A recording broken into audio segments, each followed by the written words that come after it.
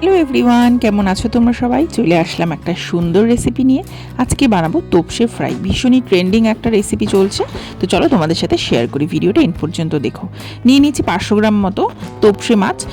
স্বাদ অনুযায়ী নুন দিয়ে দেবো, 1 টিস্পুন লঙ্কা গুঁড়ো দিয়ে দিচ্ছি, 1 টিস্পুন ভিনিগার দিয়ে দিচ্ছি, 1 টিস্পুন দিয়ে দেবো হলুদ গুঁড়ো, এবার দিয়ে দেবো 2 টিস্পুন জিঞ্জার গার্লিক পেস্ট, আদা রসুন বাটা 2 টিস্পুন মতো দিয়ে ভালো করে মেখে রেখে দেবো 1 ঘন্টা, এবং ভালো করে মেখে নিতে হবে মাছটাকে। এবার একটা ব্যাটার তৈরি করে নিচ্ছি।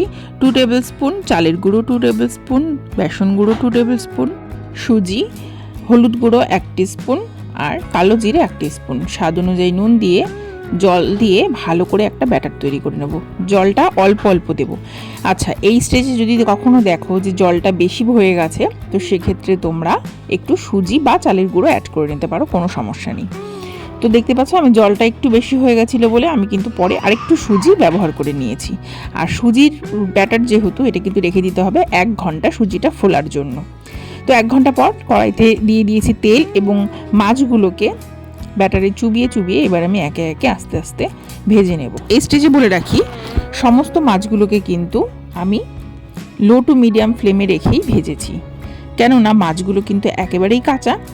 তো সেক্ষেত্রে যদি হাই ফ্লেমে রান্নাটি করা হয়, তাহলে কিন্তু ভিতরের অংশটা ঠিকমতো সেদ্ধ না হতে পারে, আর উপরের অংশটা বেশি ভাজা হয়ে যেতে পারে।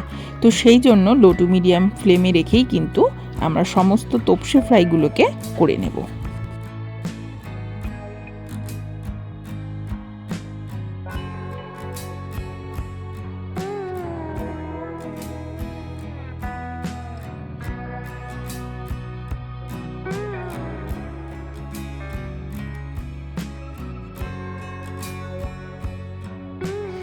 এই পর্যন্তই আমি এক একটা পাশ ভেজে নিয়েছি, রঙটা তোমরা দেখতেই পেয়েছো। তো এরকম একটা কালার পর্যন্ত মাছগুলোকে কিন্তু ভেজে নিতে হবে। ভীষণই ট্রেন্ডিং একটা রেসিপি চলছে আজকাল, বিয়ে বাড়ি বা অনুষ্ঠান বাড়িতে কিন্তু শোনা যাচ্ছে যে তোপসে ফ্রাই কিন্তু স্টার্টার আইটেমে থাকছে। খেতেও খুবই সুস্বাদু হয়।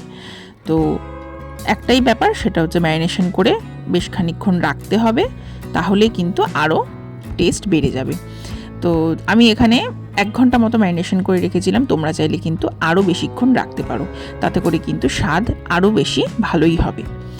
আর এভাবে দেখতে পাচ্ছ সুন্দর ভেজে নিয়েছি। আর তোমরা চাইলে কিন্তু ব্রেড ক্রাম্বসের মধ্যে কোট করে নিয়েও এই যে ফ্রাইটা আছে সেটা করতে পারো, সেক্ষেত্রে ওটার টেস্ট একটু অন্যরকম হবে, কাটলেটের মতন। তৈরি আমাদের সমস্ত তোপসে ফ্রাই। ভিডিওটা কেমন লাগলো সেটা তোমরা কমেন্ট করে জানিও। আমি তোমাদেরকে একটু ভেঙে দেখাচ্ছি ভিতরের অংশটা। দেখতে পাচ্ছ খুব সুন্দরভাবে কিন্তু সেদ্ধ হয়ে গেছে, একদম সাদা ধপধপ করছে, খেতেও হয়েছিল খুবই সুস্বাদু। তোমরা এইভাবে বাড়িতে বানিয়ে একবার খেয়ে দেখো, ভীষণই ভালো লাগবে।